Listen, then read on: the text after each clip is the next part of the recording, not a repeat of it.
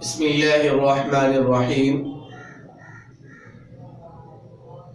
چار چیزیں ایسی ہیں کہ جن سے ایمان مکمل ہوتا ہے، اکمل ہوتا ہے اور مکمل ہوتا ہے۔ کتنی چیزیں بھی بولے سارے؟ چار چیزیں ایسی ہیں کہ جن سے ایمان مکمل ہوتا ہے۔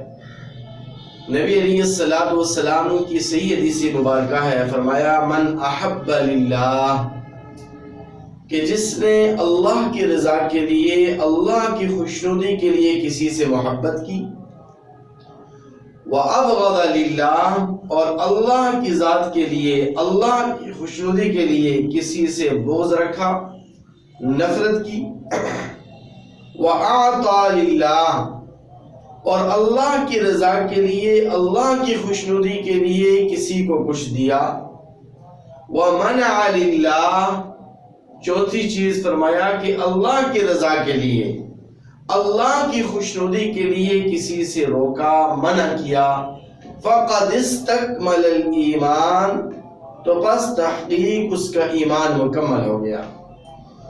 آج ہمارے معاشرے کے اندر مفاد پرستی، مطلب پرستی عام ہو گئی ہے۔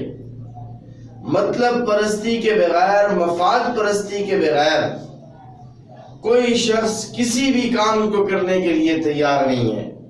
اس لیے آج کی اس مجلس کے اندر یہ عہد کریں، یہ عزم کریں کہ آج کے بعد ہم نے جس سے بھی محبت کرنی ہے تو کس کے لیے کرنی ہے بھائی؟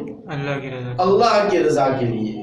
اگر کسی سے نفرت کرنی ہے تو وہ بھی اللہ کی رضا کے لیے۔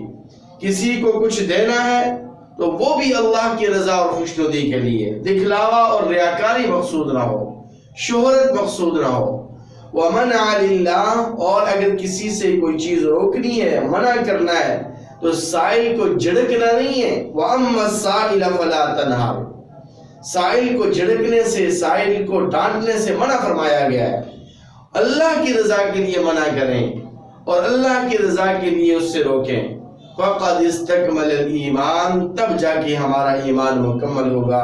اللہ تعالیٰ سے دعا ہے کہ اللہ تعالیٰ ہمیں عمل کرنے کی توفیق نصیب فرمائے۔